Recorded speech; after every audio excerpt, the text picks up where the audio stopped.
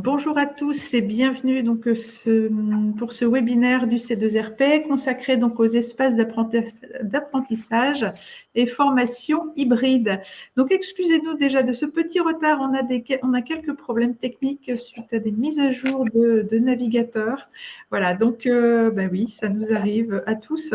Voilà, donc en tout cas, on a trouvé des solutions pour pouvoir faire ce webinaire le plus sereinement possible et que chacun profite pleinement de cette pause de 3/4 d'heure. Alors, donc, je suis Sylvie Davenel. J'interviens donc en tout début de ce webinaire. Ensuite, c'est Philippe Lacroix donc, qui prendra le relais. Donc, moi, à côté C2RP, je vous rappelle donc les 4 grandes missions qui sont d'accompagner et d'informer. Ce webinaire en fait partie. Et puis, d'observer, c'est les indicateurs qui remontent de différents acteurs de l'emploi, de la formation et de l'orientation professionnelle et qui nous permettent de réaliser des tableaux de bord, des cahiers, des diagnostics qui sont à votre disposition. Et on collecte également l'offre de formation sur notre outil et qu'on redispatche ensuite à l'échelle nationale. Donc, vous avez le support qui est téléchargeable en bas à droite et vous avez également donc l'onglet questions qui nous permet de communiquer avec nous. Et généralement, vous l'utilisez très rapidement dès le début pour nous saluer, nous dire bonjour. Eh bien, bonjour à tous. Ravi de vous retrouver après cette petite pause de vacances. Voilà, je vous laisse la parole, Philippe, pour ce webinaire. Eh bien, bonjour à tous et à toutes. Je suis ravi de vous retrouver après une quinzaine de jours. Alors, je suis désolé, je vais vous imposer 2 choses. Aujourd'hui, mon navigateur s'est mis à jour et refusait de partager mon écran, de flouter le fond de la pièce dans laquelle je me trouve. Donc, je vais vous imposer cet arrière-plan. Et puis, je vais pas pouvoir partager le WooClap, mais on va s'arranger. Vous allez voir, on a des plans B pour tout ça, ça va bien se passer. Mais voilà, les petits aléas techniques font partie de la vie courante de la formation à distance. On est ensemble aujourd'hui pour parler des espaces d'apprentissage et d'information hybride. Ça fait la continuité avec le sujet précédent qu'on a vu quand on était ensemble. Et je vous avais suggéré d'utiliser un espace d'apprentissage Slack pour collaborer ensemble, quelque chose d'assez structuré. Alors j'aurais aimé vous le partager, faire un partage d'écran, mais je peux pas. Donc il y avait un espace dans lequel je vous accueillais, un espace dans lequel je donnais des ressources sur le sujet, essayer d'imaginer une formation à distance sur la règle de 3, donc avec des sources qui expliquaient ce que c'était que la règle de 3. Puis j'avais 2 petits espaces où je vous demandais de me donner vos contributions sur des séquences pédagogiques ou des médias utilisés pour faire ça. Je vais vous le dire tout de suite, ça s'est pas bien passé. Il y a eu des gens qui se sont inscrits à cet espace-là, mais la collaboration ne s'est pas passée. Alors, on va essayer de rebondir sur ce non-fonctionnement dans le sujet d'aujourd'hui pour voir comment est-ce qu'on peut pallier à ces échecs. J'aurais aimé que ça soit une réussite, mais bon, l'autocombustion de ces espaces d'apprentissage ne se passe pas forcément, même si j'ai essayé d'encourager. Donc voilà, on va essayer aujourd'hui d'en profiter pour voir comment est-ce qu'on peut faire pour que ça fonctionne un petit peu mieux. Et justement, pour démarrer, est-ce que vous pouvez utiliser le petit onglet questions sur lequel vous avez dit bonjour pour ceux qui ont participé, ce que vous avez pensé de cette expérience Slack, pour ceux qui ont au moins fait l'inscription, nous dire est-ce qu'après il s'est rien passé, vous n'y êtes pas retourné, vous n'avez pas eu de notification, vous avez perdu le lien, et pour ceux qui ont été faire un tour, dites-nous ce que vous avez fait dans cet espace-là. On est 26, peut-être que sur les 26 connectés, il y en a quelques-uns qui sont là et qui avaient eu la curiosité d'aller voir. Si vous avez un petit moment pour nous dire ce que vous en avez pensé.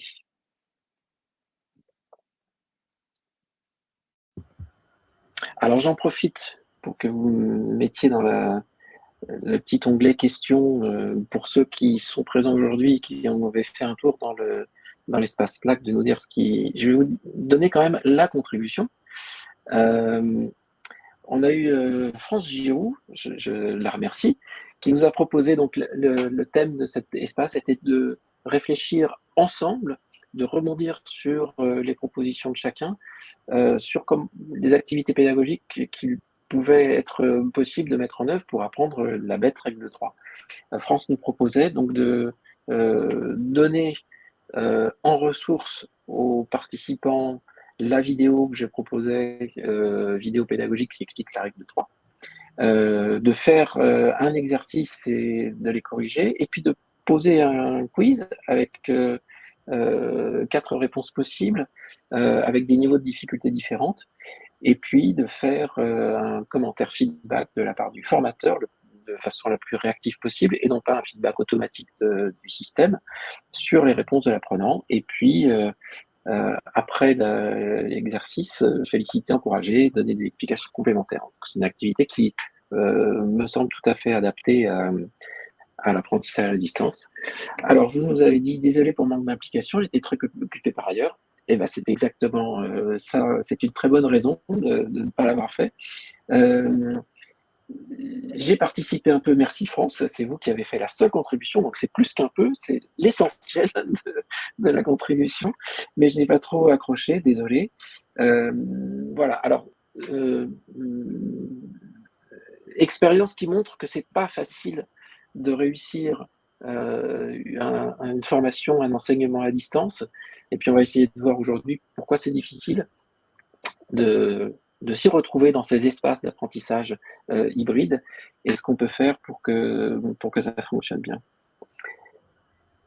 On en est là aujourd'hui, et on se retrouvera le 15 novembre pour 2 sujets, les nouvelles méthodes digitales et la conception d'une formation hybride clôturera ça, donc on travaillera ensemble dans la dernière étape le 22 novembre. Espace d'apprentissage et formation hybride. Qu'est-ce que ça veut dire? L'expérience Slack, donc je viens de vous exposer le petit constat de l'échec alors ça tombait aussi pendant la période de vacances, etc. Mais on va pas se trouver d'excuses. J'aime bien utiliser cette expression que je vous ai déjà donnée, il n'y a pas d'autocombustion dans les espaces d'apprentissage. Hein, si vous mettiez les gens en salle avec les slides qui défilent automatiquement à l'écran sans formateur, tout le monde s'ennuie, ouvre son téléphone et fait autre chose, ou est accaparé par des activités qui sont plus importantes que celles-là. Quand il y a un formateur, quand il y a une présence, eh bien, la formation se déroule forcément beaucoup mieux, et même si on a des préoccupations et besoin de faire autre chose, en général, ça se passe bien. Alors, on va essayer de voir dans les espaces d'apprentissage hybrides, comment est-ce qu'on peut faire pour que ça se passe bien. Pour ça, 3 étapes, ce que j'appelle l'effet puzzle, on va voir pourquoi. L'effet course en solitaire, on va voir ce que c'est et comment est-ce qu'on s'en prémunit.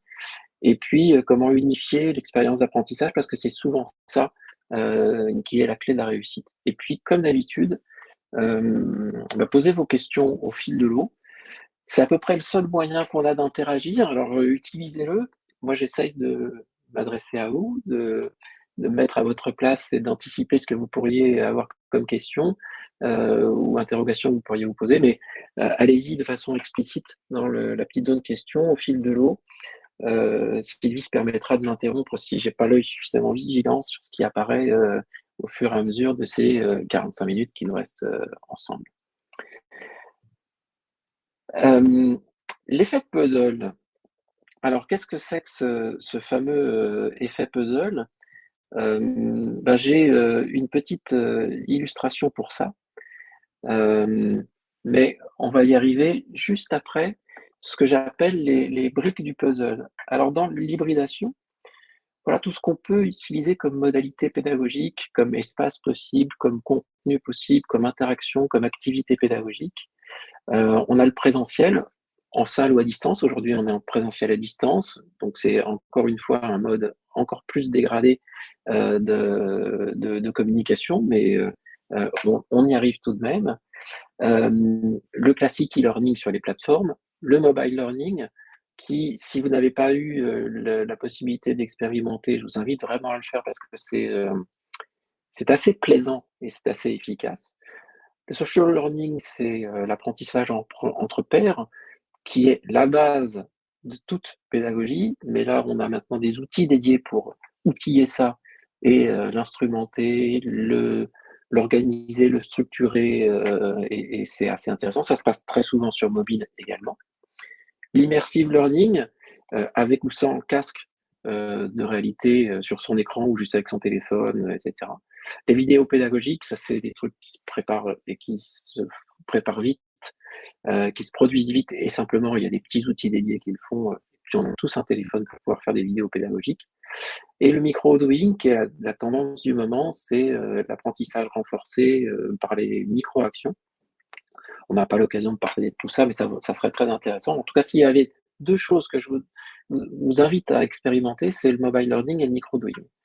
On a donc tous ces éléments de puzzle, mais en fait, notre nouvel environnement plutôt central de formation, dans les formations hybrides, hein, j'entends, c'est ça, c'est son bureau, son téléphone ou son ordinateur, et puis un peu de café, de bonne volonté et du temps libre.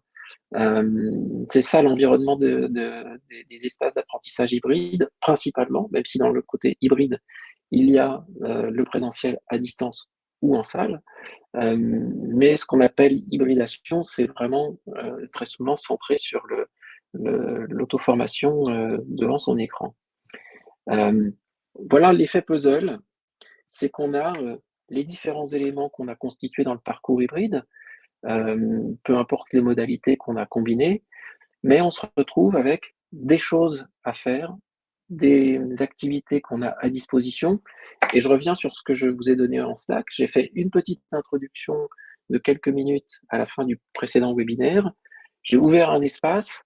Au sein de cet espace, j'ai donné quelques instructions. Et puis, il y a des gens qui ont mis le bout du nez, mais qui n'ont pas vu la finalité, n'ont pas accroché. Donc, c'est très difficile de pouvoir, à distance, dans un environnement hybride, on n'est pas à côté des gens au moment où les événements se passent, donner la petite impulsion supplémentaire qui donne le temps nécessaire ou l'intérêt nécessaire pour se plonger dans l'activité, la comprendre et l'exécuter. Et puis, comme on le fait tous chacun de son côté, ben, on est spectateur de ce que font les autres, mais on n'est pas vraiment acteur de l'activité. Enfin, on n'a pas l'impression de l'être, et on va revenir sur cette impression de l'être. En tout cas, voilà, ce qui se passe, c'est qu'on est face à des éléments qui composent le parcours hybride, et on a du mal à trouver l'ordre et le sens, l'objectif qu'il y a à en tirer. Alors que finalement, l'intention pédagogique, l'intention de formation qui a été donnée par l'équipe qui a été à l'origine de la création du parcours hybride, c'est ça. Ça semble un tout cohérent qui est une formation constituée de multiples éléments, mais dans l'idée de ce qu'ils conçoivent, c'est ça, c'est une formation qu'on a éclatée en différentes modalités, en différents moments, en différents espaces, mais qui font un tout et qui, à la fin, si on assemble les morceaux du puzzle, font une formation. C'est exactement la même chose, à un détail près sur lequel on va revenir, c'est à peu près la même chose, par exemple, que les 4 principales étapes d'une journée de formation présentielle. Une matinée coupée en 2 par une pause, la journée coupée en 2 par le déjeuner et une après-midi, elle aussi, coupée en 2 par une pause. 4 quarts d'une formation d'une journée qui font un tout cohérent.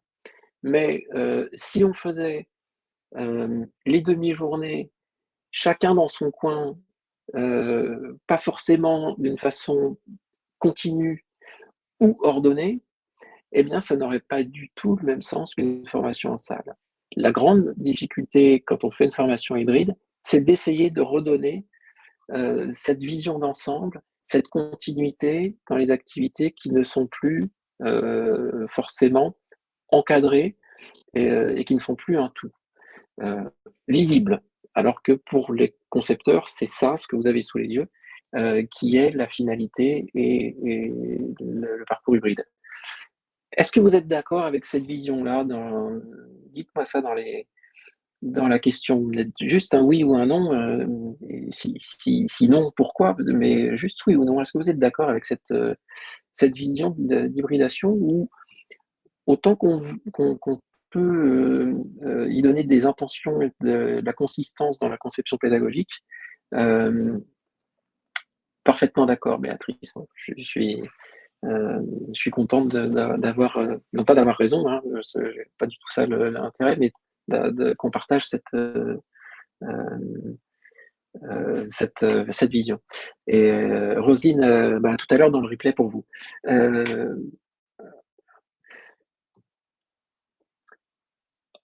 En plus de la difficulté à se représenter la formation hybride comme étant un élément unique de formation qu'il va falloir constituer soi-même, assembler soi-même, eh bien la difficulté, elle est sur la liberté, l'utilisation de la liberté qu'on donne, même s'il y en a peu, il en reste toujours la liberté, c'est de consacrer le temps qu'on veut, au moment qu'on veut pour la formation et avec l'intensité qu'on veut sur chacune des activités. Alors France, vous le dites, oui, avec les difficultés de s'accoler dans le temps, alors qu'en présentiel, on est forcément ensemble. Je suis tout à fait d'accord. Vous écrivez ce que j'étais en train de dire, c'est que on s'organise chacun avec le temps qu'on veut y consacrer, au moment où on veut, avec l'intensité qu'on veut. Ce qui donne des parcours qui sont très similaires. J'ai utilisé des compositions différentes. C'est-à-dire pour chacun, soit on le fait quand on a la liberté de pouvoir faire les activités dans l'ordre qu'on veut, dans l'ordre qui nous semble le plus logique par rapport à sa représentation de la logique du sujet qu'on traite dans la formation, et avec des intensités différentes. Donc, on a encore plus de mal, comme vous dites, France, à s'accorder dans le temps ensemble, puisqu'on est tous asynchrones et avec des temporalités différentes. C'est la très grande difficulté, mais on va y revenir, sur ce sentiment d'appartenir à un groupe qui se forme dans les formations hybrides. Alors, on va voir les solutions qu'il y a dans la troisième partie. Il y a un point sur lequel je voudrais revenir qui est constitutive à ce qui fait une formation hybride. Je reviens juste sur là, j'ai pris la peine de mettre le F et le N de formation au début et à la fin de chaque parcours. Parce que ça, c'est le minimum qu'il faut qu'on ait ensemble en général. On part du même point et on se retrouve au même point à l'arrivée. Il est possible de donner la liberté de ne pas donner d'éléments d'arrivée et que chacun consomme comme il le veut les éléments, les activités qui constituent un parcours hybride. Mais à minima, il vaudrait mieux partir tous ensemble du même point et arriver tous ensemble. Alors, Besma, vous me dites ceci, accroît la flexibilité dans la gestion des enseignements, donc en faveur de la démocratisation du savoir, oui, et d'individualisation. Donc, effectivement, quand on donne moins de contraintes, c'est plus accessible. Et si c'est plus accessible et qu'on a la liberté, c'est encore plus individuel. Ça, c'est les effets très positifs des parcours hybrides et des effets asynchrones de ce type de formation. Je reviens sur un élément qui est super important pour ceux qui conçoivent et mesure l'efficacité des dispositifs de formation hybride avec des espaces souvent distants, c'est on passe du parcours linéaire, unique, ordonné, exhaustif, une journée de formation, c'est la même journée de formation pour tout le monde, même si on ne retire pas la même chose et qu'on ne participe pas de la même façon, mais la même journée se déroule de la même façon, au même moment, pour tout le monde. Un parcours hybride devient un des parcours personnels pour chacun, avec un achèvement et une réussite qui est à la fois personnelle. Donc c'est très difficile quand on organise ce genre de formation, de donner les deux indicateurs principaux, achèvement et réussite. Quand est-ce qu'on dit que c'est achevé? Quand est-ce qu'on dit que c'est réussi?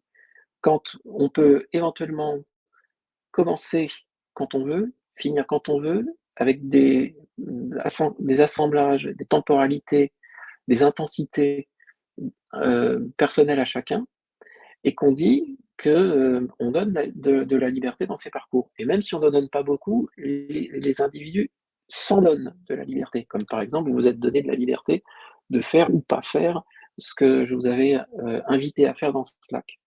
Donc il va falloir distinguer ce qui dans le parcours est essentiel, c'est-à-dire si on ne fait pas ça, alors le parcours n'a plus de sens.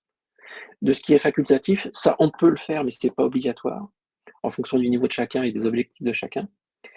Identifier les dépendances, non mais ça, effectivement, ça n'a pas de sens de le faire après ça ou avant ça.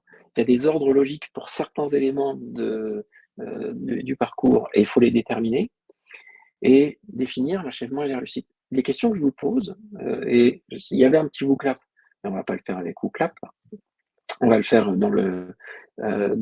parce que je ne peux pas partager mon WooClap. Je suis vraiment désolé aujourd'hui, j'ai une contrainte technique qui est limitante.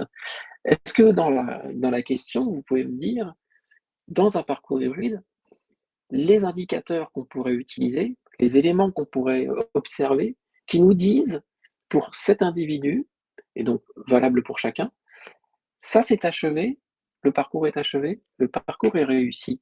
Quand est-ce qu'on peut dire, dans un parcours où on a beaucoup de liberté, soit donnée, soit qui s'est prise par les participants, qu'est-ce qui nous permettrait de dire que le parcours est achevé ou réussi?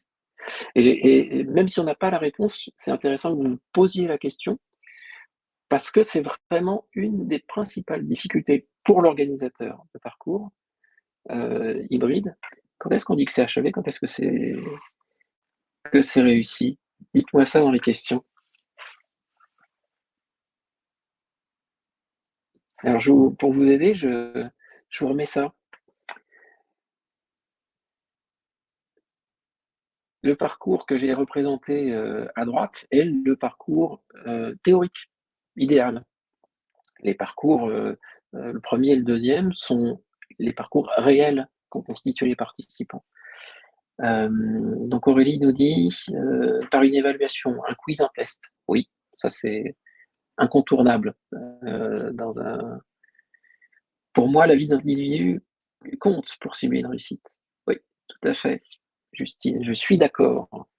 Il va falloir demander à la personne de dire quand est-ce qu'elle pense qu'elle a atteint les objectifs, un, qu'elle s'était fixé, et deux, qu'on lui avait demandé d'atteindre. Achever, étape essentielle réalisée et réussie. Évaluation finale faite avec un taux minimum de bonnes réponses. Une évaluation scormée pour Jean Bérangère. Alors j'imagine que quand vous dites scormée, c'est que le résultat peut être exploité dans des tableaux de bord d'une plateforme.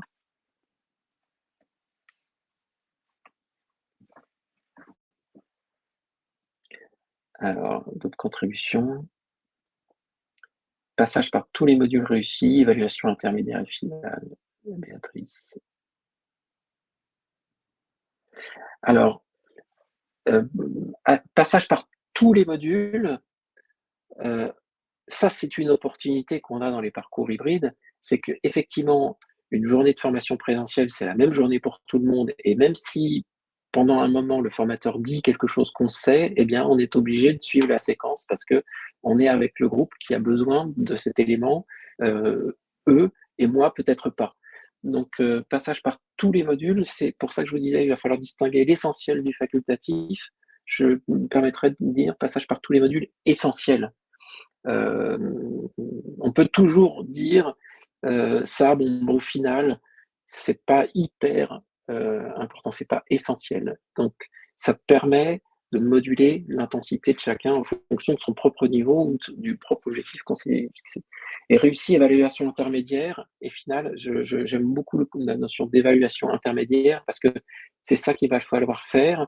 Autant quand on sait qu'on a une journée de formation en salle, on voit l'arrivée et on peut même mesurer le temps qu'on met pour arriver à la fin de la journée, c'est le temps qui passe. Autant quand on est dans un parcours hybride, mesurer où est l'arrivée, c'est pas évident, et le temps qu'on va mettre pour y arriver, c'est pas évident. C'est à peu près la même chose que quand on passe d'un livre papier à une liseuse. Dans une liseuse, on ne sait pas quel est le volume du livre, ça nous donne un pourcentage ou des heures de lecture, ok, et puis ça change chaque fois qu'on tourne les pages. Alors que dans un livre, on sait très bien quel est le volume de ce qu'on va avoir à lire et la vitesse à laquelle on avance. Dans un parcours hybride, c'est à peu près la même différence entre le repérage d'avancement et de ce qui reste à faire entre un livre papier et une liseuse. Donc les évaluations intermédiaires sont extrêmement importantes pour rythmer la progression. Suivre la progression de l'apprenant sur Moodle, la barre de progression évaluatrice, ok. Très bien. Merci pour vos contributions, mais vous voyez que ça questionne la façon dont on mesure et honnêtement, l'évaluation finale est quelque chose dont on peut difficilement se passer, mais pour moi, elle a, dans un parcours hybride, elle a moins de sens que la somme des évaluations intermédiaires.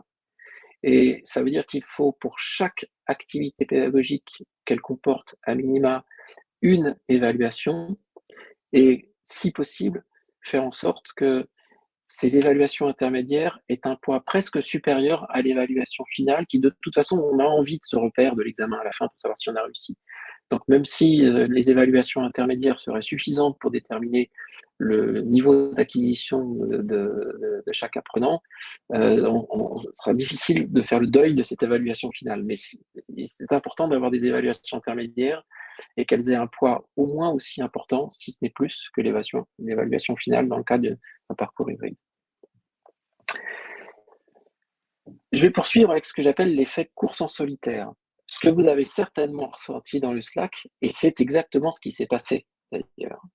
Voilà, notre nouvelle salle de formation, c'est ça. Alors effectivement, on a l'impression d'être ensemble, mais en fait, on ne l'est pas. Parce que si je tourne la tête, je me rends bien compte que je suis tout seul. Même si en face, là, on est dans Livestorm, on ne peut pas partager nos caméras tous ensemble, mais dans d'autres outils, on pourrait le faire. Ça nous donnerait pendant un moment cette perception du groupe. Mais en fait, dès qu'on tourne la tête, on se rend compte qu'on est finalement tout seul. Donc on a l'impression parfois, je reviens avec cette analogie de la liseuse, où on n'a qu'une page sous l'œil et pas la totalité des pages sous les yeux, et on a un objet qui est une petite lucarne sur le contenu, et bien dans les formations hybrides, très souvent, c'est son écran, son téléphone, et quelques moments présentiels, des classes virtuelles, mais on a du mal à avoir cette vision d'ensemble, alors qu'il est parfaitement facile de se sentir dans l'espace et le temps en formation en salle. Le temps la durée d'une formation, c'est le temps qui passe. Alors que dans une formation hybride, quel est le niveau d'avancement dans le parcours si en plus on a la liberté de mettre un peu dans l'ordre qu'on veut et pas forcément tout faire, c'est difficile de s'y retrouver. Alors pour compléter ma remarque sur Slack, c'est sûr que s'il y avait plus d'interaction, j'aurais plus accroché. Bah oui, bien sûr, c'est évident. Et je reviens sur la notion d'autocombustion qui n'existe pas. Et Isabelle, à plus tard dans le replay pour vous. Donc l'effet perdu dans le contenu est un effet qu'il ne faut pas négliger. Et la mauvaise réaction qu'on pourrait avoir quand on conçoit un parcours hybride, c'est de dire ah ben, je vais rendre tout obligatoire et je vais donner un ordre imposé. Comme ça, les gens sauront où ils en sont et ce qu'il leur reste à faire. Mais là, on perd tout l'intérêt des parcours hybrides, c'est d'avoir des parcours individuels et de moduler le temps et l'effort. Former sans interaction humaine, c'est ce que vous avez dit, France, sur Slack.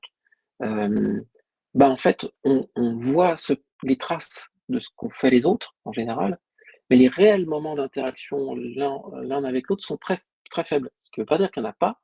On peut faire des micro-dialogues, j'ai tenté de relancer les conversations sur Slack pour ceux qui ont pris la peine d'aller voir et qui avaient mis les notifications, mais il n'empêche que des réelles interactions humaines denses, avec de la chair, ont été assez faibles. Donc il faut composer avec ça. Et oui, d'où l'intérêt du tutorat, et c'est la troisième partie sur laquelle on va venir. Évaluer sans soutien et sans aide. Oui, on a des quiz, oui, on a des petits exercices. Mais finalement, si j'ai un problème de vocabulaire, si j'ai un problème de compréhension, à qui je pose la question? Quand j'ai commencé un quiz, en général, on a un temps limité, ou il faut le terminer dans le moment où on l'a commencé, etc. Autant si je suis évalué oralement ou en faisant une étude de cas dans une salle de formation, si j'ai une difficulté, je demande de l'aide et je l'ai tout de suite. Là, en général, dans les parcours hybrides, l'évaluation, les quiz, c'est très solitaire. Et l'exercice en devient, par cela, beaucoup plus compliqué, au-delà même des questions qui sont posées ou de la compréhension que ça met en œuvre pour y répondre. Et il faut pas le minorer, cet effet très qui rend l'exercice beaucoup plus difficile en demandant un taux de réussite et de réponse trop fort. Pour moi, quand on dépasse 70% de taux de bonnes réponses pour déterminer si c'est réussi, on est ultra élitiste dans la sélection des gens qui ont réussi ou échoué. Il faut donner la possibilité d'avoir moins de bonnes réponses, non pas parce qu'on ne connaît pas la bonne réponse ou qu'on n'a pas compris, mais parce que l'exercice qu'on demande à faire est beaucoup plus compliqué que celui qu'on ferait avec d'autres moyens d'évaluation en posant les mêmes questions. Se former, c'est beaucoup d'efforts. Si on mesurait en termes de calories dépensées une journée de formation ou calories dépensées face à son écran, je pense que, je ne sais pas si c'est comparable ou pas comparable, mais ça sera une bonne unité de mesure pour se rendre compte de l'effort pour se former. Alors autant quand on est en salle, on se laisse porter par l'effet de la formation, le formateur, le groupe, etc. Donc on dépense cet effort de façon naturelle sans avoir à se forcer. Autant quand on est devant son écran, produire cet effort seul sans encouragement, sans soutien, c'est assez difficile. Donc c'est un élément qu'il faut encore une fois prendre en compte dans l'exigence qu'on a sur un parcours de formation hybride. Et se former, c'est quelque chose qu'on ne fait pas seul. Donc voilà, c'est un peu l'effet course en solitaire. On peut bien évidemment mobiliser toutes ces capacités d'autodidaxie. On peut effectivement résoudre ces problèmes tout seul en allant regarder la définition d'un mot difficile dans un quiz en revenant dans le cours, parce que forcément, ça peut être été expliqué quelque part. On peut effectivement se dire, oh là là, non, il faut que je le fasse parce qu'on m'a demandé de le faire, puis je me suis un petit peu engagé à le faire. Je pourrais retourner sur Slack pour faire l'exercice, parce que non seulement ça ferait plaisir à Philippe que ça marche, mais en plus, je pourrais peut-être apprendre quelque chose en faisant cet exercice dans un espace hybride. Mais en fait, non. Il manque ce petit effet d'entraînement du groupe qui fait qu'on ne le fait pas. D'ailleurs, la question que j'allais vous poser, on ne va pas la faire donc sur Bootclap, mais on va le faire dans les questions. Si vous pouvez me dire, quand est-ce que vous vous sentez en groupe? Alors, tout environnement confondu et toute activité confondue, hein, que ce soit du personnel, du professionnel, et pas forcément dans des situations digitales. Quand est-ce que vous vous sentez en groupe? Quand j'ai des échanges, France, oui.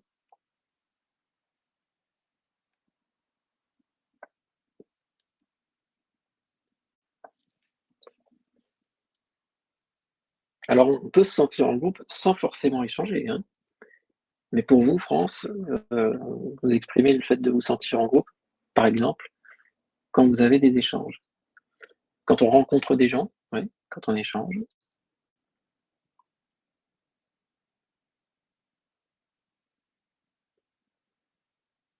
Quand on partage une activité collaborative, quand on réussit à former une communauté d'apprentissage avec un objectif commun.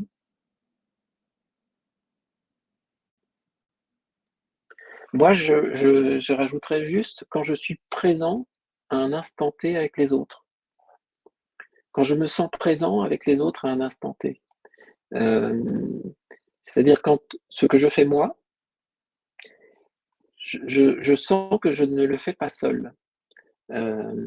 Alors, si par exemple, vous, à titre personnel, vous participez à un forum de bricolage, de cuisine, de jardinage, de tout ce que vous voulez, même si vous faites ça à 5 heures du matin devant votre écran, vous avez de fortes chances d'être seul devant votre écran à 5 heures du matin en train d'échanger. Mais en fait, vous vous sentez présent dans un espace où d'autres personnes ont des activités similaires à la vôtre dans un but commun. Donc je reviens sur ce que nous a proposé Sylvie avec l'objectif commun, c'est effectivement ça. Moi, des fois, je me sens présent avec les autres, même s'ils ne sont pas là au moment où j'y suis. Et c'est ça qui est important, et vous le disiez, le manque d'interaction dans Slack a fait que on a l'impression qu'on est seul dans cet espace. Merci pour ça. Alors, comment est-ce qu'on peut unifier l'expérience d'apprentissage et lui donner du sens? Unifier, hein, c'est le petit effet puzzle, et lui donner du sens pour que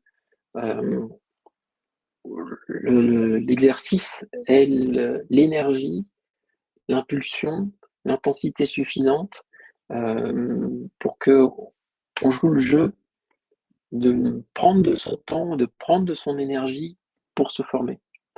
Alors, on voit ça. L'important, c'est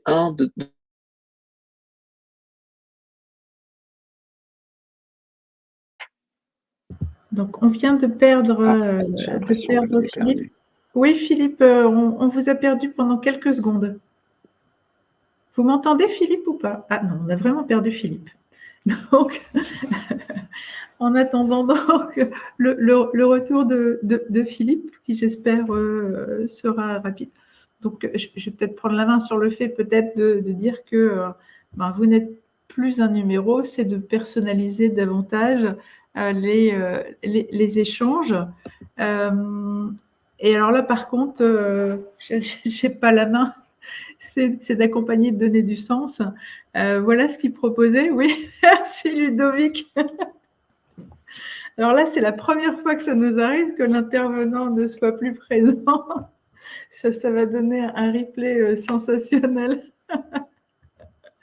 Voilà, donc apparemment, il indiquait, hein, si je reprends, on va essayer de décortiquer avec lui, sans lui, pardon. Moi, ce que je comprends, c'est voilà, le lancement formel, fin formel, c'était bien le F et le N dont il nous parlait tout à l'heure, c'est-à-dire d'avoir un début et une fin. Les points d'étape, pour moi, c'est les évaluations intermédiaires dont il parlait également tout à l'heure. Voilà, et c'est essayer de construire donc tout ça et de donner du sens par rapport à ces éléments-là. Alors, j'essaye de... On ne se sent pas seul pour autant. C'est vrai, Françoise, parce qu'on est dans le même objectif. Alors, je ne sais pas si vous m'envoyez à nouveau. Oui, Philippe. Alors, je me suis Voilà. permis de commenter la slide en disant qu'on retrouvait... Mais vous avez bien fait. Oui, voilà, c'est-à-dire de lancement formel, c'est le début, la fin formelle, c'est le N de formation, les points d'étape, les évaluations. Merci Aurélie. Voilà, donc voilà, maintenant je vous laisse la main. Quel duo, quel duo. La technologie nous fait des farces aujourd'hui.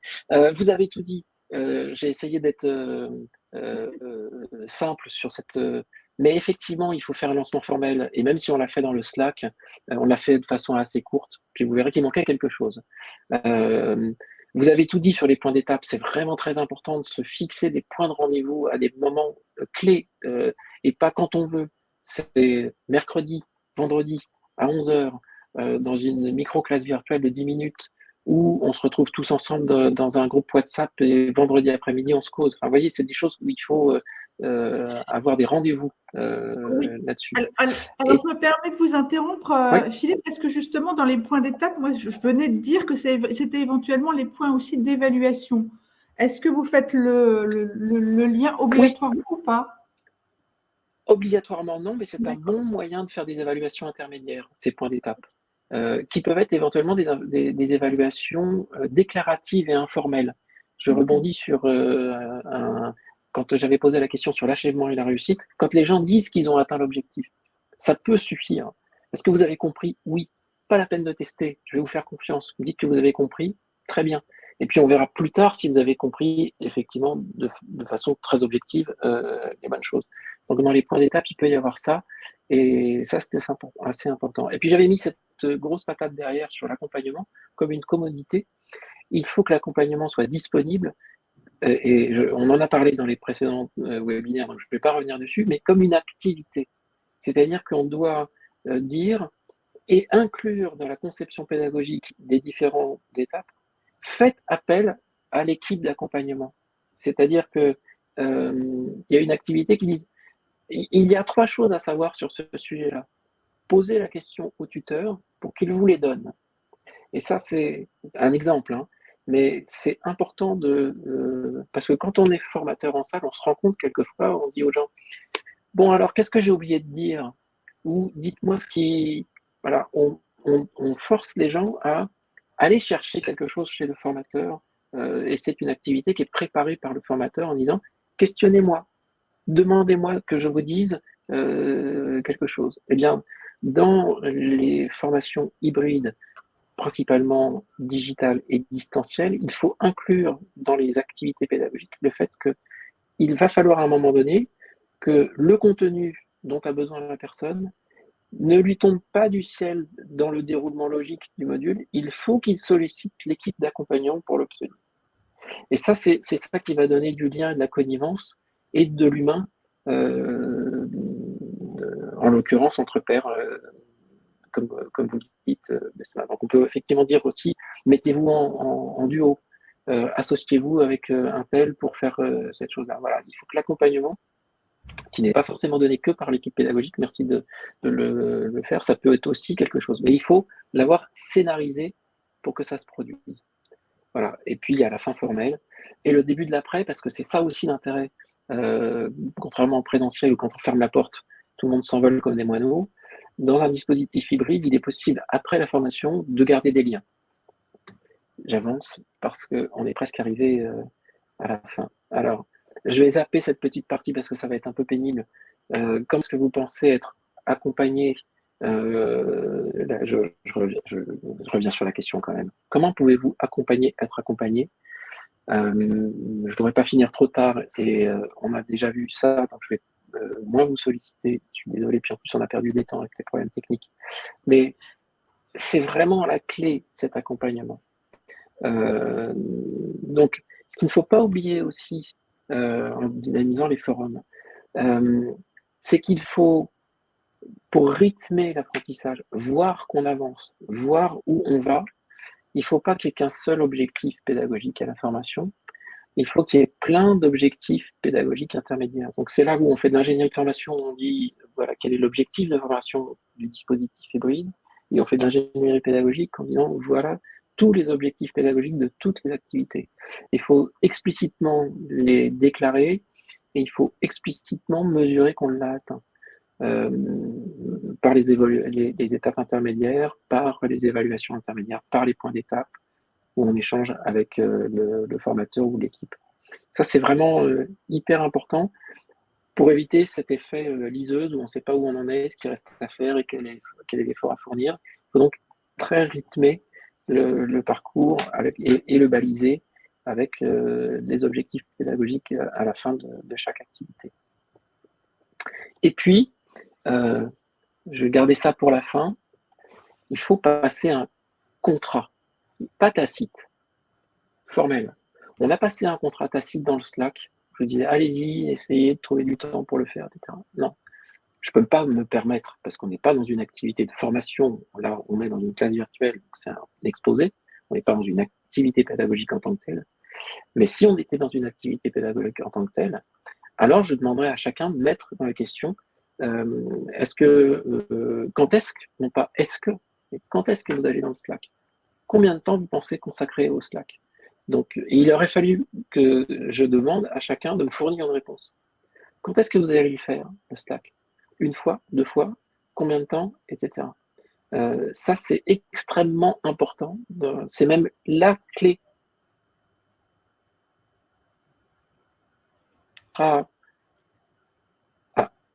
Oui, je suis revenu. Il y a eu quelques coupures, Philippe. Ouais. Le contrat entre le formateur, l'apprenant, l'équipe support. Quand est-ce que vous allez vous former? Combien de temps? Sous quelle forme? Et il faut obtenir une réponse et un engagement de tout le monde. Il est évident que le formateur et l'équipe support s'engagent à être là et il ne faut pas de fausses promesses, il faut vraiment être là, il faut vraiment être réactif, mais il faut aussi, et sinon ça ne peut pas fonctionner, un engagement formel de chacun des participants. En salle, il est là l'engagement formel. Quand je rentre dans la salle, en général, on y reste jusqu'à la fin de la formation. Quand on s'engage dans un parcours hybride, il ne va pas de soi qu'on va être là jusqu'à la fin du parcours hybride. Donc il faut obligatoirement passer, sous la forme que vous voulez, un contrat avec chaque participant et qu'il s'engage. Après, on n'est pas obligé de respecter l'engagement. On peut dire ah mais en fait je t'ai pas vu hier, tu m'avais dit que tu serais là, quand est-ce qu'on se revoit, etc. On peut composer avec les aléas, mais c'est important d'obtenir cet engagement. Voilà, c'était ma conclusion sur les espaces d'apprentissage hybride et la conséquence sur l'organisation et la pédagogie. On se retrouve le 15. Merci Philippe. Alors, je vais juste vous donner une information qui me semble importante. Voilà, on va terminer donc ce cycle par justement une séance de 2 heures sur l'intelligence artificielle dans la formation et on va parler donc individualisation des parcours, on va parler adaptative learning et ça c'est, on a voulu mettre en place ce webinaire. Donc vous avez le lien dynamique, vous pouvez vous inscrire. Vous pouvez vous inscrire pour les sessions du 15, du 22. Et donc, ce focus de 2 heures sur l'intelligence artificielle dans la formation aura lieu donc le 29 novembre de 10 à 12. Voilà, vous aurez les infos sur le C2 Actu. Voilà, je ne vais pas, on reviendra là-dessus, mais prévoyez un temps. Donc là, c'est un peu plus long, c'est 2 heures. N'hésitez pas parce que je pense que ça peut vraiment être un complément intéressant justement à ce webinaire où on parle d'hybridation, d'individualisation. Vous verrez que l'adaptative learning peut être un outil intéressant en tout cas pour la digitalisation de cette formation et l'individualisation des parcours. Voilà, je ne fais pas plus long. Merci beaucoup pour votre présence et puis pour votre compréhension avec des problèmes techniques qui sont indépendants de notre volonté. Voilà, je vous souhaite une bonne journée à tous et puis donc à la semaine prochaine. Au revoir. Merci, désolé pour le petit souci. Bonne journée, au revoir.